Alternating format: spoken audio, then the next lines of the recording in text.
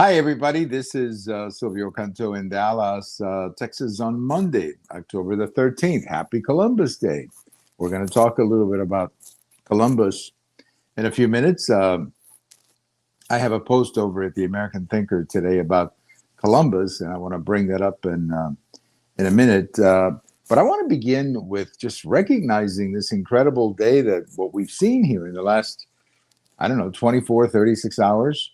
President Trump going from Washington to Tel Aviv, I guess, to Egypt, and then he's flying back, I believe, tonight. That's incredible. He's flying back Monday night or Tuesday to the United States because there's a Charlie Kirk ceremony, I believe, at the White House coming up either Wednesday or Wednesday, I believe. And so the idea of the president of the United States taking a trip like this and bringing these countries together and giving us, I think, the best chance for peace in that region that I can recall, especially with Hamas and all the problems we've witnessed there in Gaza and everything else. And the fact that there is a chance for peace, I think that's pretty remarkable. That's pretty remarkable. And of course, the Middle East is always unpredictable and things always happen. But I think when you see the number of countries involved here, there's a bunch of countries here who I think are tired of fighting war. And I think that's the key to understanding this. It's not so much that Israel or that these countries have all of a sudden fallen in love with Israel. No, I think there's an acceptance here for more than just one country that you got to stop fighting these wars because these wars are not getting you anything. They're not going to eliminate Israel. Israel is here to stay. And they're going to fight back if you attack them. And they've got some pretty good weapons to defend themselves. So Israel is a fact. They're going to be there. And I think a lot of the countries are a little bit worried about Iran as well. So in comes President Trump. And we have the events of today. I think it is truly historic. I know a lot of people like to misuse that or exaggerate that word. I don't think it is. I think this is historic. This may be one of the greatest foreign policy achievements of the United States in quite some time. So I got to give President Trump a lot of credit here, but I believe that there were two things that happened that made this possible. The first one, after October 7th, when all of those people were killed, the Israelis began a very effective military campaign where they took out all the leaders. And they basically said, we're not gonna let you live. We're gonna take you out one by one. And they were very effective in doing that. I'm sure we all remember hearing about the laptops exploding, the iPhones exploding, and we all remember all the different places these people were having meetings and how the Israelis knew where they were and took them out. So I think the Israeli military here deserves a lot of credit for not just acting, but being as effective as they were in accomplishing their objectives. So I think that's number one. Number two, when President Trump decided to take out the nuclear facility in Iran, I think the message was quite clear. You're not going to have a nuclear weapon. You're not going to do that. So you've got two choices. Either we're going to sanction you out of business, or you can, get your act together, maybe sign a real peace deal, and we can all live in peace. So I think those were the two things that made today possible, or that made it possible to close the deal, as they say. And then, of course, you got to give credit to all of the other countries who supported this, particularly in the region. And I think in many ways, this was a continuation of the Abraham Accords that were signed during the first Trump term. So I got to give President Trump a lot of credit here. I got to give the Israelis a lot of credit here. I got to give everybody a lot of credit here. There were a lot of people who had their hand in this. And this is why it happened. I think at the end of the day, most of these countries are tired of fighting wars. They are beginning to realize that Israel is here to stay. They're not going anywhere. And you're better off coexisting with the Israelis than trying to take them out, because the Israelis will defend themselves, as they have shown so effectively. So congratulations to everybody, and especially President Trump, who I think was the key, the missing ingredient here to make this happen. Now, President Trump I guess he's going to be flying back Monday night or Tuesday. And what a trip. I don't know. I've never seen 24, 36 hours, 48 hours of American diplomacy quite like this. A very, very effective trip. And congratulations to President Trump and everybody else for, frankly, doing something very good. Now, look, I know that there are some people who don't want to give Trump credit.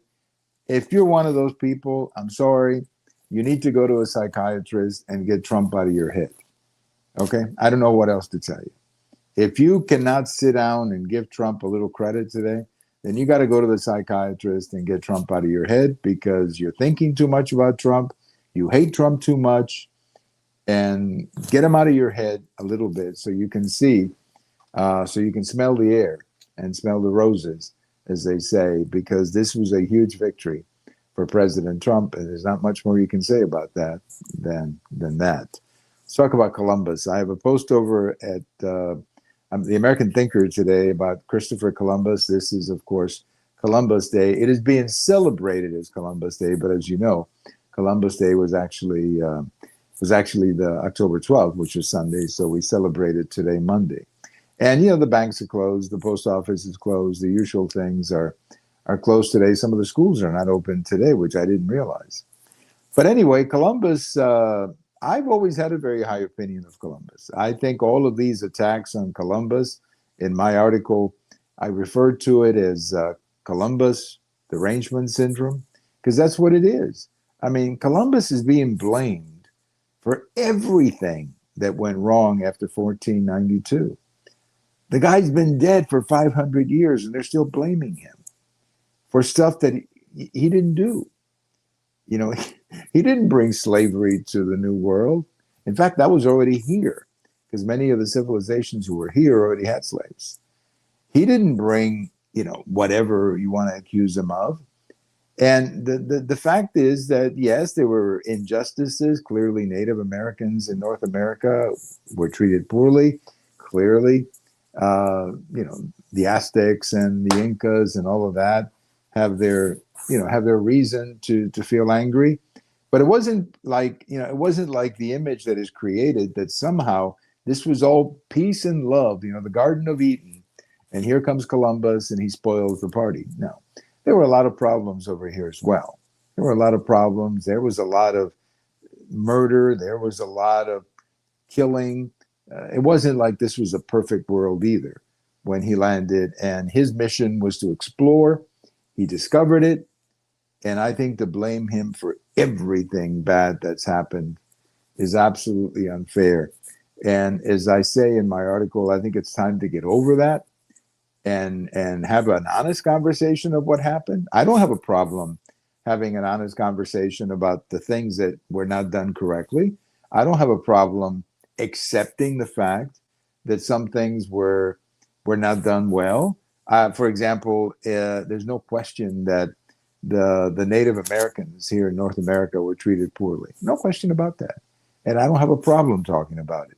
But to blame that all on Columbus and to say nothing about some of the good things that came after 1492, like the U.S. Constitution, the Bill of Rights, all the great universities that were built in Latin America, all the great countries that came about. I mean, I think you got to do this in a more balanced way and recognize that some bad things happened. But I think, in my opinion, more good things happened because of Columbus coming to this part of the world. So again, happy Columbus Day. I don't have a beef with Christopher Columbus. In fact, I always celebrate Christopher Columbus as much as everybody else. And, you know, if you're angry with Columbus, and, you know, maybe you can do something else today. And I don't know. I don't know what to do. But I think to sit here and attack this guy 500 years after he died is it's an exaggeration, a complete, total exaggeration. The guy was not as bad as we make him out to be. And to blame Columbus for everything that happened bad over here for the last 500 years, that is insane. And I think it's just totally, completely insane. So leave Christopher alone. Enjoy Christopher Columbus Day. And if you don't like it, then celebrate something else whenever you get your chance. But leave Columbus Day the way it is. I like the holiday, and I think overall it was good for the world that he took that trip and he landed over here. I think we're all better off because of it. One quick thing I wanted to say on this day in history, October 13th, 1971. A lot of people are not going to believe this, but it was on this day in 1971 that they had the first World Series game at night. You know, pretty much before that, all the World Series games were played in the afternoon. Every postseason baseball game was played in the afternoon. But on this day in 1971, they decided to experiment with having baseball on prime time, that is, you know, in the evening. And the very first baseball game on prime time or evening, in the evening at night, was on this day in 1971. It was the Orioles and the Pirates. And then after that, when they saw the ratings and they saw the potential for money, then they switched to night baseball. And we've had pretty much night baseball ever since. This postseason, much of the postseason, and certainly the World Series, is all played at night. But the first one, this is a great trivia question if you want to nail somebody. The first one was on this day in 1971.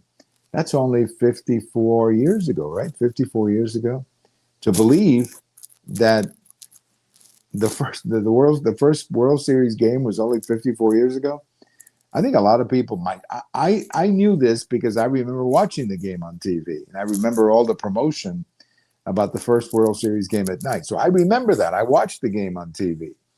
But I know for a lot of other people, they may not realize, especially if you grew up watching afternoon baseball and World Series games in the afternoon, then you may be surprised that it was only 54 years ago that the first game was played. It was the Orioles and the Pirates game. I think it was game 4 of the 1971 World Series. Well, there's your trivia question.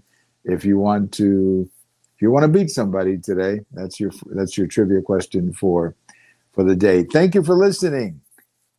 We'll keep an eye on things the rest of the week. I think we'll be talking to my friend Bill Katz of Urgent Agenda in a couple of days about this trip to the Middle East.